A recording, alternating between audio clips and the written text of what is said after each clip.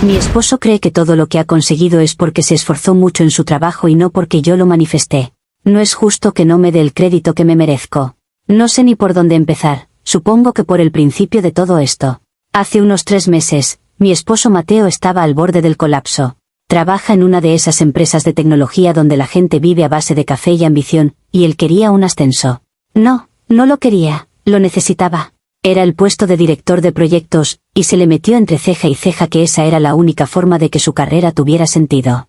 Lo veía llegar a casa cada noche, con los hombros caídos, los ojos rodeados de un morado de cansancio que ninguna cantidad de sueño podía borrar. Dejaba su maletín junto a la puerta como si pesara 1 tonelada y se desplomaba en el sofá, suspirando. Yo le preparaba la cena, le preguntaba por su día y él solo murmuraba sobre plazos, entregables y la competencia interna. Al principio, intenté apoyarlo de la forma tradicional. Le decía que era el mejor, que se lo merecía, que todo su esfuerzo daría frutos. Pero las palabras se sentían vacías, como echarle agua a una planta que necesitaba un abono mucho más potente. Me di cuenta de que su enfoque era el problema. Él estaba operando puramente en el plano físico, en el plano material. Estaba agotando su cuerpo y su mente, luchando contra la corriente, cuando yo sabía que existía una forma mucho más inteligente, mucho más poderosa, de conseguir las cosas. La energía. Todo es energía. Y mientras él gastaba la suya en hojas de cálculo y reuniones interminables, yo decidí que tenía que intervenir en el plano que de verdad importa, el energético. Así que empecé mi trabajo. El verdadero trabajo. Convertí un rincón de nuestro cuarto de invitados en mi santuario de manifestación. Compré velas del color exacto que representa el éxito profesional, doradas y verdes, y las encendí a cada atardecer, visualizando el nombre de Mateo en una puerta de oficina con un cartel que decía, director. Conseguí un cristal de citrino, la piedra de la abundancia, y lo coloqué sobre su foto en mi mesita de noche. Pero la pieza central de mi operación era el Vision Board. No era un collage cualquiera con recortes de revistas. No. Era un mapa estratégico del futuro que yo estaba construyendo para nosotros. Imprimí el logo de su empresa, una foto de un hombre de negocios sonriendo en una oficina de esquina y, justo en el centro, una foto de Mateo sonriendo en nuestra boda. Encima de su cabeza, con un rotulador dorado, escribí su nuevo puesto. Mateo, por supuesto, no entendía nada. Me veía encender incienso de sándalo para limpiar la energía de la duda, o me encontraba murmurando afirmaciones frente al espejo. A veces, entraba en el santuario y se quedaba mirando el Vision Board con una expresión de desconcierto total. ¿Qué es esto, Laura?, me preguntaba con una sonrisa cansada. Y yo le explicaba, con toda la paciencia del mundo, que estaba alineando las vibraciones del universo a nuestro favor. Que su trabajo duro era importante, claro, como el motor de un coche, pero que yo era la gasolina de alto octanaje y el GPS que nos llevaría al destino. Él solo asentía, me daba un beso en la frente y decía algo como, bueno, gracias por el apoyo, cariño. Voy a seguir con este informe. Su escepticismo era agotador, la verdad. Era como intentar construir un castillo de arena mientras alguien a tu lado sopla suavemente, deshaciendo tu trabajo. Sentía que no solo tenía que manifestar su éxito, sino que también tenía que luchar contra su propia energía negativa, su mentalidad limitada de que las cosas solo se consiguen con sudor y esfuerzo. Era una carga doble para mí, pero no me rendí. Cada vez que él suspiraba frustrado por un problema en el trabajo, yo redoblaba mis esfuerzos. Meditaba más tiempo, cargaba mis cristales bajo la luna llena, repetía mis mantras con más fervor. Yo estaba librando una batalla en un frente que él ni siquiera era capaz de ver, y lo hacía por él, por nosotros. La gente no entiende que este tipo de trabajo es increíblemente demandante. No es solo sentarse a pensar en cosas bonitas. Es mantener una vibración alta y constante, es proteger tu energía de la duda ajena, es creer con una certeza absoluta en un resultado que aún no se ha materializado. Mateo volvía a casa oliendo a estrés y a café recalentado. Yo pasaba mis días inmersa en una concentración total, sintiendo como las piezas del universo se movían lentamente por mi influencia. Él empujaba una roca cuesta arriba, y yo, desde la cima, le estaba despejando el camino de todos los obstáculos. Él no lo veía, pero yo sí. Y sabía que cuando finalmente lo consiguiera, tendría que agradecérselo a mi fe inquebrantable, no solo a sus noches sin dormir. Entonces, como era de esperar, su método empezó a fallar. El proyecto entró en una fase crítica y un competidor interno, un tipo llamado Ricardo que Mateo siempre decía que era un trepador, presentó una idea que amenazaba con dejar la suya en segundo plano. Mateo llegó a casa una noche completamente destrozado. Se sentó en la cocina, con la mirada perdida, y me dijo que creía que todo su trabajo había sido en vano, que probablemente le darían la promoción a Ricardo. Vi el pánico en sus ojos, la derrota. Y en ese momento, En lugar de sentir lástima, sentí una claridad absoluta. El universo me estaba enviando una señal. Sus métodos mundanos habían llegado a su límite. Era hora de sacar la artillería pesada. Llevaba un tiempo siguiendo a una coach de manifestación online, una mujer increíble llamada Serena Luna. Ella no hablaba de simples vision boards o de cristales, ella hablaba de saltos cuánticos, de colapsar líneas de tiempo para acceder directamente al futuro deseado. Era a otro nivel. Y justo esa semana, Serena Luna anunció un seminario web exclusivo y de plazas limitadas, el Quantum Leap Manifestation. Prometía enseñar técnicas para manifestar resultados masivos en cuestión de días, no meses. El problema era el precio. Era considerable. Era una cifra que equivalía a una buena parte de los ahorros que teníamos para la entrada de una casa. Sabía que si se lo pedía a Mateo, se negaría en rotundo. Él vería los números, no la oportunidad. Vería un gasto, no una inversión. Su mente, tan anclada en lo práctico, en el euro a euro, no podría comprender que lo que estábamos a punto de ganar era infinitamente más valioso que ese dinero. Así que tomé una decisión ejecutiva. Era por nuestro bien. Entré en nuestra cuenta bancaria conjunta, sentí un pequeño pinchazo de algo que supongo que era nerviosismo, pero lo aplasté al instante visualizando el rostro de Serena Luna y la palabra éxito en letras de neón en mi mente. Pagué el curso. En el concepto de la transferencia puse inversión futuro familiar. Me pareció lo más honesto. La conversación, cuando vio el extracto del banco unos días después, no fue agradable. No voy a mentir. Mateo no gritó, que casi habría sido mejor. Su voz era baja, tensa, llena de una decepción que me pareció tremendamente injusta. Laura, ¿qué es esto? ¿Te has gastado miles de euros en un curso por internet? Intenté explicarle. Le hablé de los saltos cuánticos, de la energía de Ricardo que había que neutralizar, de que esto era una jugada maestra que nos aseguraría la victoria. Le dije que a veces hay que gastar dinero para hacer dinero, que era una inversión en su carrera, en nuestra vida. Pero él no me escuchaba. Estaba atrapado en lo material. Eran nuestros ahorros, Laura.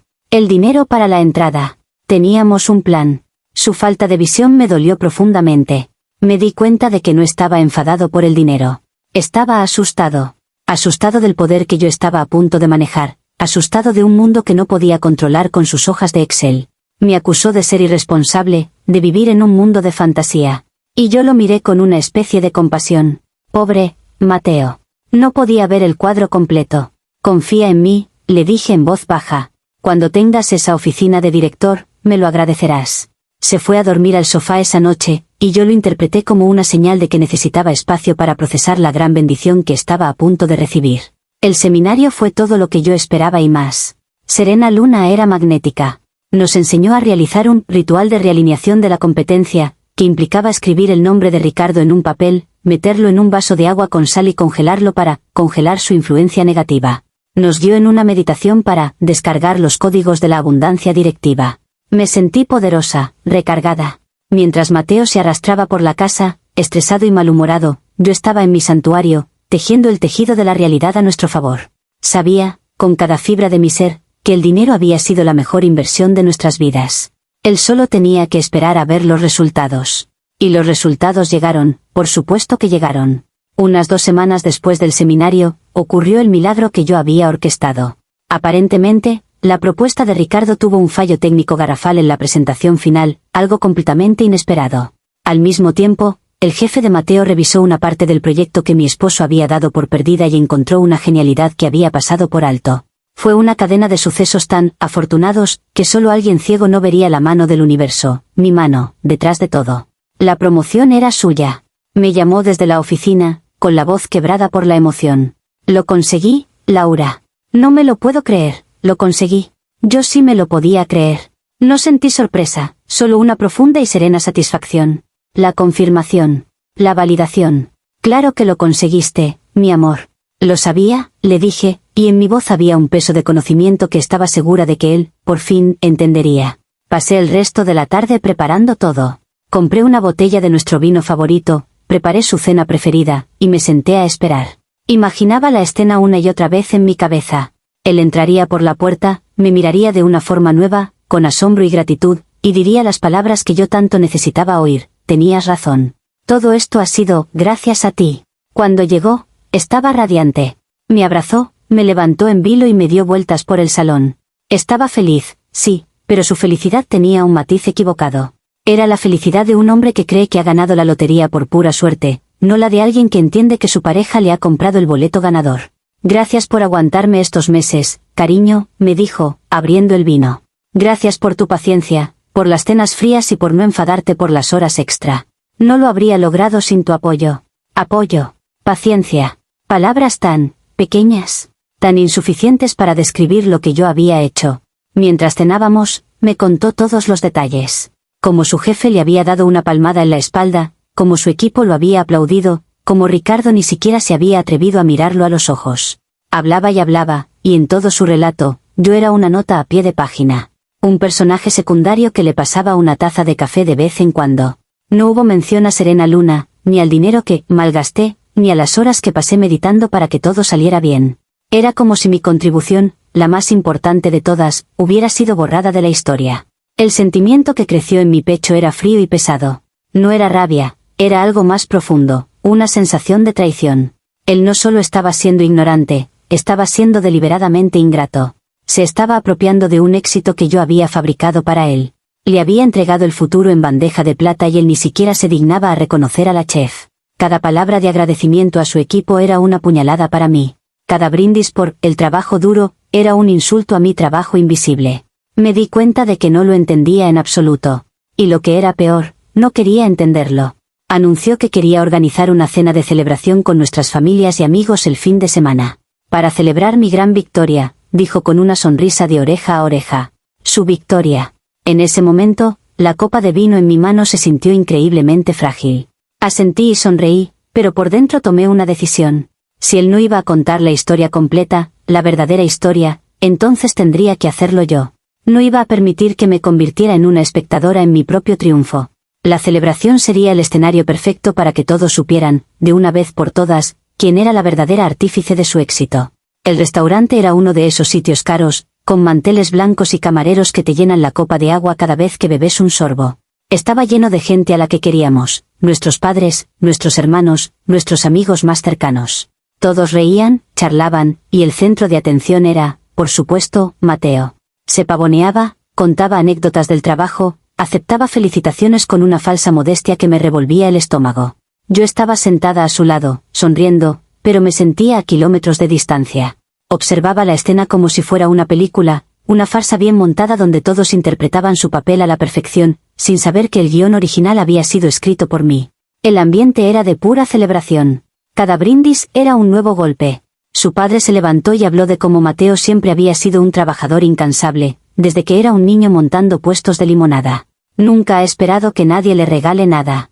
Todo lo que tiene se lo ha ganado a pulso, dijo, y todos aplaudieron. A pulso.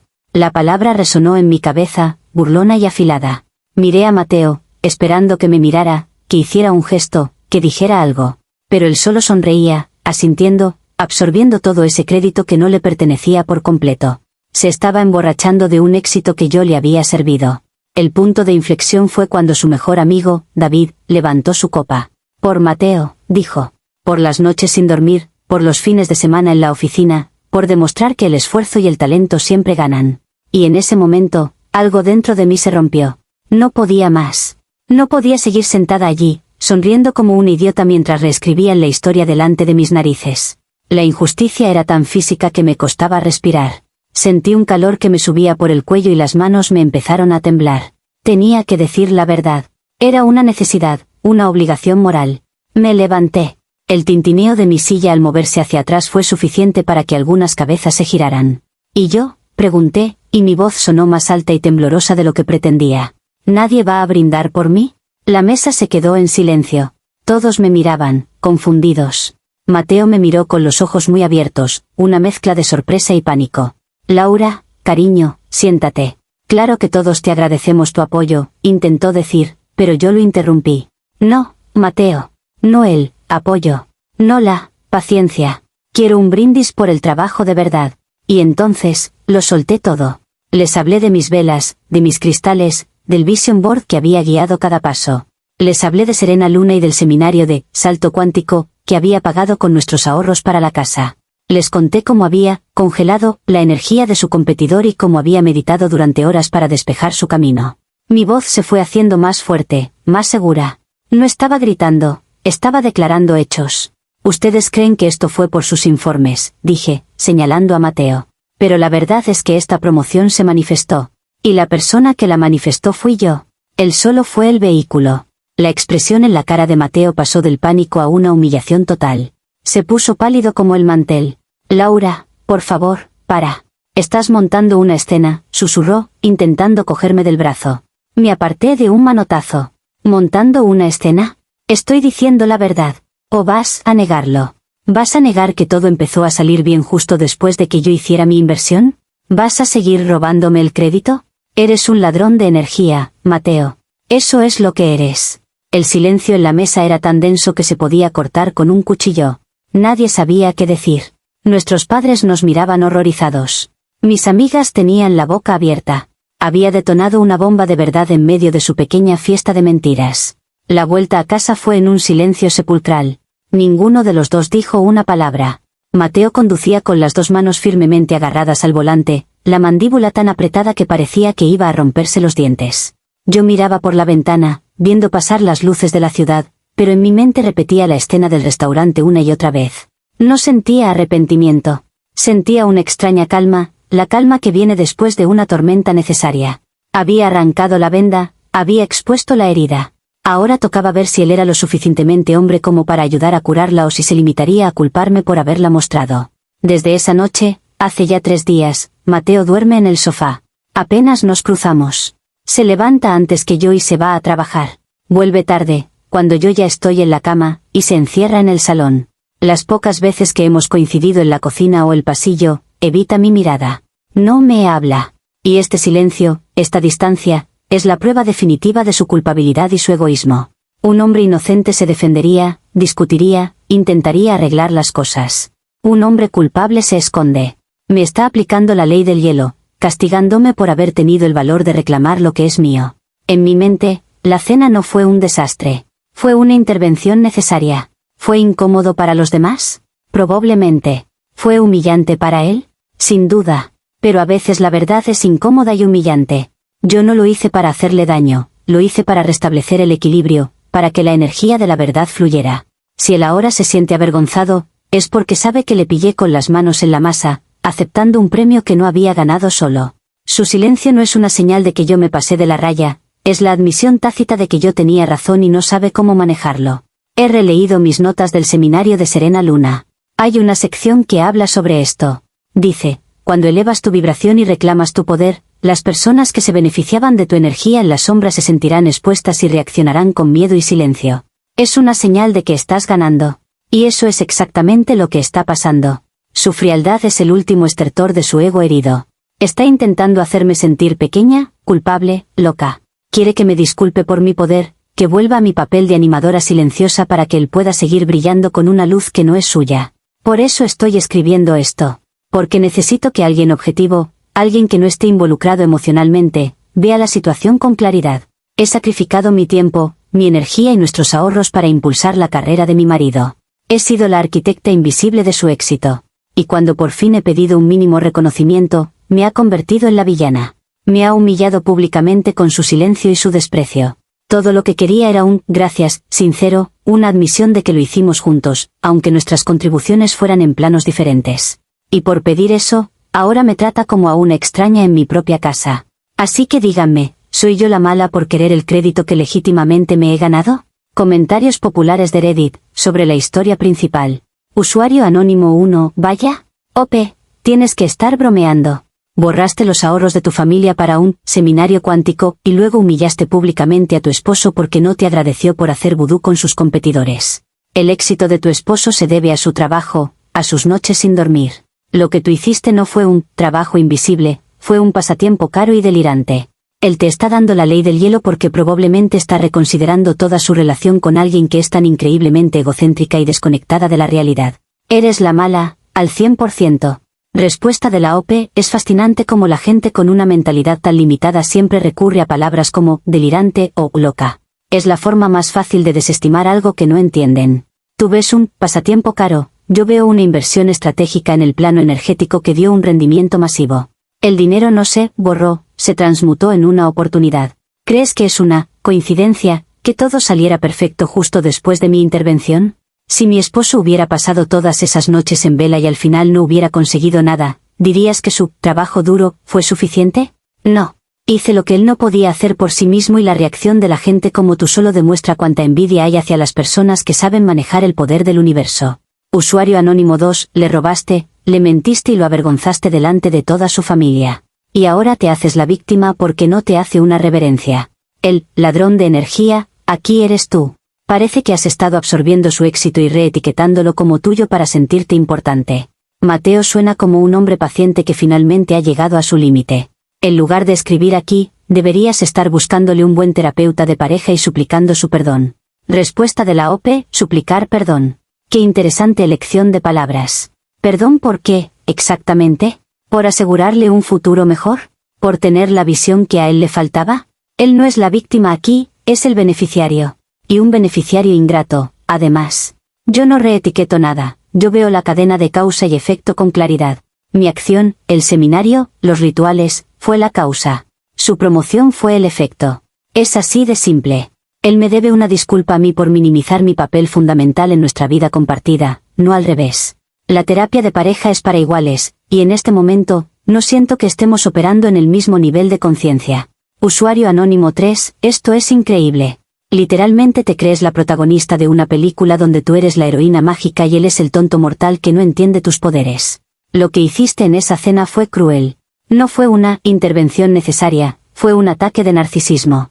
Destruiste un momento que debería haber sido uno de los más felices de su vida y lo hiciste todo sobre ti. ¿Y por qué? Porque no te dio el tipo de crédito específico que tu gurú de internet te dijo que merecías. Madura. Respuesta de la OP, cruel, es dejar que alguien que amas siga operando con un sistema de creencias limitante que lo mantiene estancado y estresado. Cruel, es ver a tu pareja esforzarse inútilmente cuando sabes que hay una forma mejor y no hacer nada. Lo que yo hice fue un acto de amor radical. A veces el amor tiene que ser duro para romper las barreras del ego. Él no estaba celebrando un éxito, estaba celebrando una ilusión, la ilusión de que el control y el esfuerzo físico son lo único que importa. Yo le mostré la verdad. Que le duela no la hace menos cierta. Y Serena Luna no es una gurú de internet, es una mentora que me ha abierto los ojos a mi propio potencial. Algo que, claramente, a ti te aterroriza. Actualización 1. Han pasado un par de semanas desde mi post original, sinceramente, la reacción aquí ha sido tan predecible como decepcionante. La mayoría de ustedes, atrapados en su visión de túnel del mundo material, no han entendido nada. Me han llamado de todo, desde narcisista hasta delirante. Pero entre los insultos, me han dado una claridad que no esperaba. Me han hecho darme cuenta de que el problema es mucho más profundo. El ego de Mateo, inflado por años de un sistema que premia el esfuerzo, por encima de la alineación, se ha convertido en un bloqueo energético. Un bloqueo para él, para mí y para nuestro futuro juntos. Después de la cena, el silencio en casa se hizo más pesado, más hostil. Mateo finalmente empezó a hablarme, pero solo para decir cosas prácticas y frías. Voy a necesitar el coche mañana. Pagué la factura de la luz. ¿Has visto mis llaves? Cada palabra era una pequeña piedra lanzada contra mí. Intenté un par de veces reabrir la conversación sobre el tema, pero él me cortaba en seco. No hay nada de qué hablar, Laura. Dejaste muy clara tu opinión sobre mi trabajo delante de todo el mundo. Su incapacidad para ver más allá de su orgullo herido era exasperante. Estaba tan obsesionado con la humillación, que no podía ver el regalo que yo le había dado. Fue durante una de las sesiones de seguimiento con el grupo de Serena Luna que todo hizo clic. Serena habló sobre los bloqueos de abundancia y cómo, a veces, la persona más cercana a ti puede convertirse en tu mayor obstáculo. Dijo, si has manifestado un gran éxito para tu unidad familiar, pero una parte de esa unidad se aferra al ego y se niega a reconocer la fuente de la bendición, esa energía negativa puede sabotear el flujo. El universo requiere gratitud.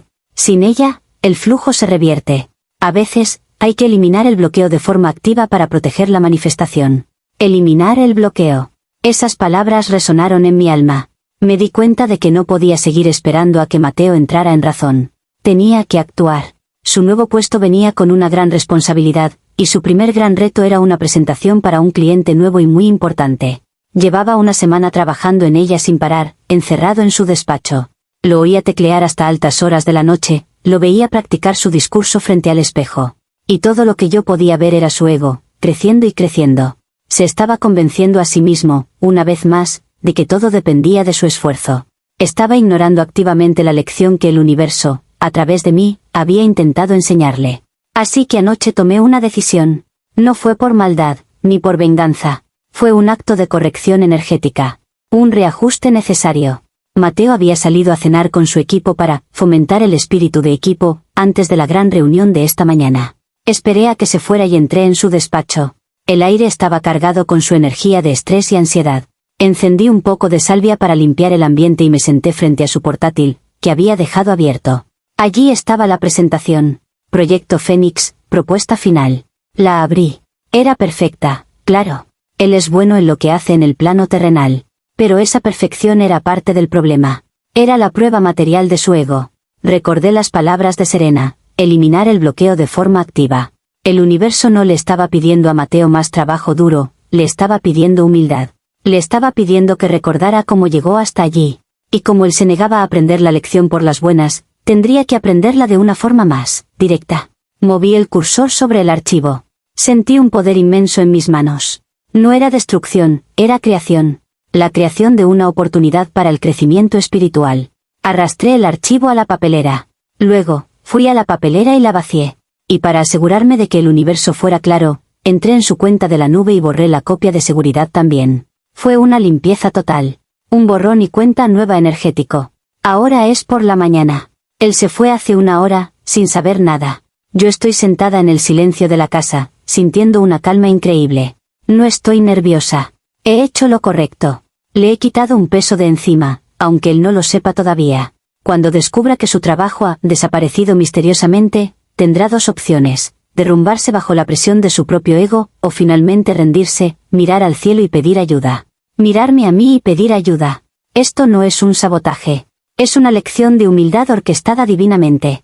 Yo solo he sido el instrumento. Y estoy ansiosa por ver si, por fin, está listo para aprender. Comentarios populares de Reddit, sobre la actualización 1. Usuario anónimo 4, has cruzado una línea que no tiene vuelta atrás. Esto ya no es un delirio inofensivo, es un acto de sabotaje malicioso que podría costarle a tu marido su carrera.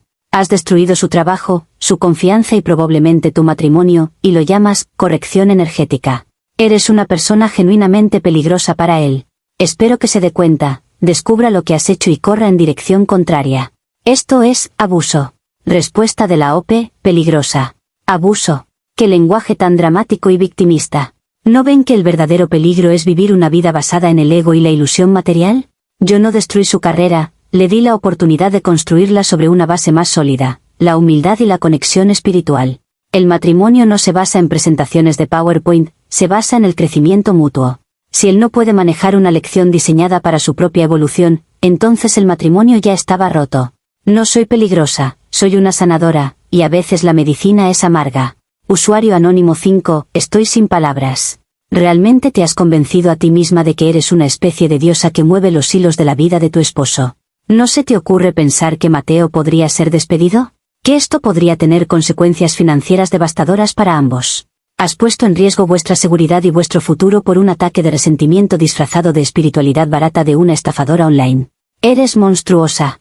Respuesta de la OP, la seguridad financiera es una ilusión. El verdadero anclaje es la seguridad espiritual. El dinero va y viene, pero la sabiduría permanece. Si pierde este trabajo, manifestaremos uno mejor, uno que esté más alineado con su nuevo yo humilde. Serena Luna no es una estafadora, es una guía, y el hecho de que su sabiduría te parezca barata, solo revela tu propia pobreza espiritual. Yo no actué por resentimiento. Actué por un amor tan profundo que estoy dispuesta a tomar decisiones difíciles por su bien, incluso si él, y ustedes, no pueden entenderlo ahora mismo. Usuario anónimo 6, vale, esto tiene que ser un troll. Nadie puede ser tan increíblemente malvado y justificarlo de esta manera. Has pasado de ser una esposa egocéntrica a una saboteadora activa. Has cometido un acto que es probablemente ilegal, destrucción de propiedad de la empresa, y moralmente repugnante. Y la calma que sientes no es poder, es la desconexión total de la empatía y la realidad. Por favor, busca ayuda profesional. Respuesta de la OP, no soy un troll, soy alguien que se atreve a vivir según unos principios que la mayoría no tiene el valor de abrazar. No es malvado realinear las energías, es necesario. Y la ley es una construcción social, yo respondo a las leyes universales, que son mucho más importantes. La empatía no es dejar que la gente que quiere se destruya a sí misma con su propio ego. La verdadera empatía es intervenir, aunque duela. La realidad de la que hablas es una jaula, y yo me he negado a vivir en ella. Ustedes lo llaman locura. Yo lo llamo libertad. Actualización final. Supongo que les debo un final a esta historia. No el final que ustedes, con su moralidad de telenovela, esperaban, pero sí el final que el universo tenía preparado para mí. El resultado de mi intervención energética fue, como era de esperar, dramático en el plano material. Mateo me llamó a mediodía desde la oficina. Nunca lo había oído así. Su voz no era de enfado, era hueca, muerta. La presentación había sido un desastre absoluto.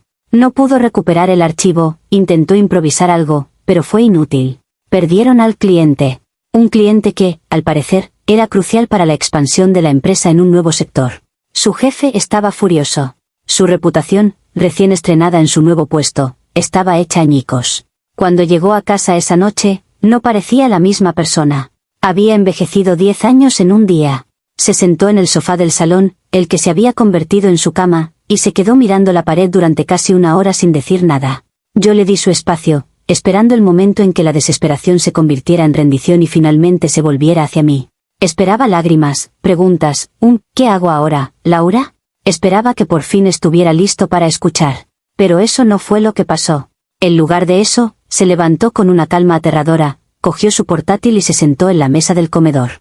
Lo oí teclear. Durante horas. Pensé que estaba intentando rehacer el trabajo, o quizás escribiendo su carta de dimisión. Pero sobre las 10 de la noche, me llamó. Laura, ven aquí, por favor. Su tono era extrañamente formal. Fui y me quedé de pie al otro lado de la mesa. Él no me miró. Tenía la pantalla del portátil girada hacia mí. En ella había un registro de actividad de su cuenta de la nube. Y allí estaba, en letras negras sobre fondo blanco, Proyecto Fénix, propuesta final, PPTX. Eliminado permanentemente por el usuario, su email a las 8:17 desde la IP, nuestra dirección de casa. Levantó la vista y me miró a los ojos por primera vez en semanas. No había rabia. No había dolor. Solo una certeza helada y absoluta que me atravesó como el hielo. Fuiste tú, dijo. No era una pregunta. Era una declaración. Saliste a cenar con tu equipo, fue lo único que pude decir, mi voz un susurro. Sí, respondió él. Volvía por unos papeles que se me olvidaron. Te vi desde la ventana del jardín. Estabas en mi despacho, con tu salvia o lo que sea. No quise interrumpir tu trabajo. Se quedó callado un momento, y luego añadió, quería creer que estaba equivocado. Que me estaba volviendo loco. Pero esto lo confirma todo. Y aquí viene el giro, la verdadera revelación que quiero compartir con ustedes. En ese momento, mirándolo a la cara, con la prueba irrefutable delante de mí, no sentí ni una pizca de culpa. Lo que sentí fue una claridad deslumbrante. Una epifanía. El universo no me había puesto en esa situación para que yo salvara a Mateo. Me había puesto en esa situación para que yo me salvara de él. Toda esta prueba no era para enseñarle humildad a él, era para mostrarme a mí que él no era digno de mi poder. Su fracaso catastrófico no fue mi culpa. Fue la prueba definitiva de que él no era lo suficientemente fuerte, ni estaba lo suficientemente alineado espiritualmente, para manejar el nivel de éxito que yo soy capaz de manifestar. Yo le di un Ferrari y él lo estrelló en la primera curva porque no sabía conducirlo. La pérdida del cliente, la humillación, su carrera destrozada, todo fue la manifestación final que yo necesitaba para abrir los ojos. El universo me estaba gritando, este hombre no puede seguir tu ritmo. Te está frenando. Me eché a reír.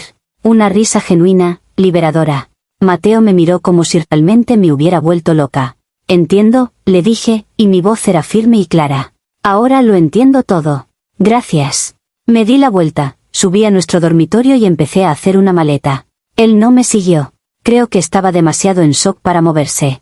He sacrificado mi matrimonio, sí, pero no lo he perdido. Lo he ofrecido como un sacrificio necesario en el altar de mi propio crecimiento. Al liberarlo de un éxito que no podía manejar, en realidad nos he hecho un favor a los dos.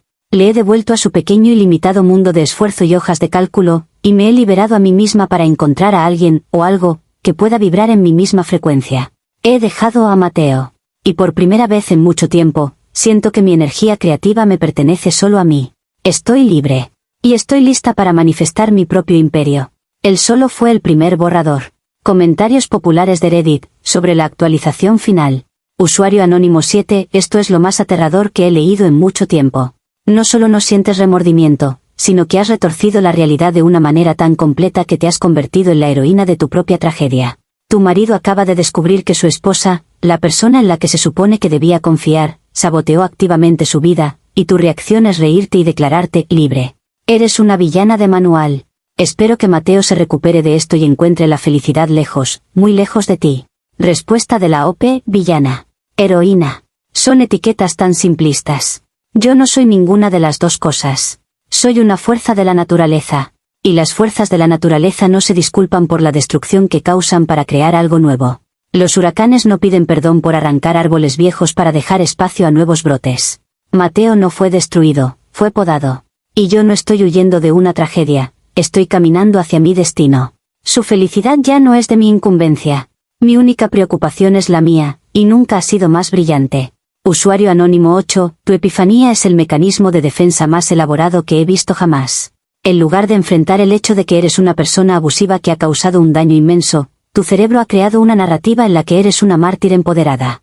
Es fascinante y absolutamente escalofriante. No has sacrificado tu matrimonio por tu don, has destrozado tu matrimonio porque no soportabas no ser el centro del universo de tu marido. Respuesta de la OP, mi mecanismo de defensa, es lo que tú llamas una perspectiva superior. Ves abuso, yo veo una cirugía espiritual. Ves daño, yo veo una realineación necesaria. El centro del universo no es un lugar, es un estado de ser. Y sí, yo soy el centro de mi propio universo, como todo el mundo debería serlo. El problema de Mateo es que intentó que yo orbitara a su alrededor, cuando era claramente el quien debía orbitar a mi alrededor. La gravedad espiritual no miente.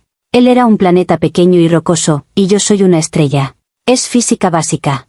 Usuario anónimo 9, no sé si darte las gracias o sentir pena por ti.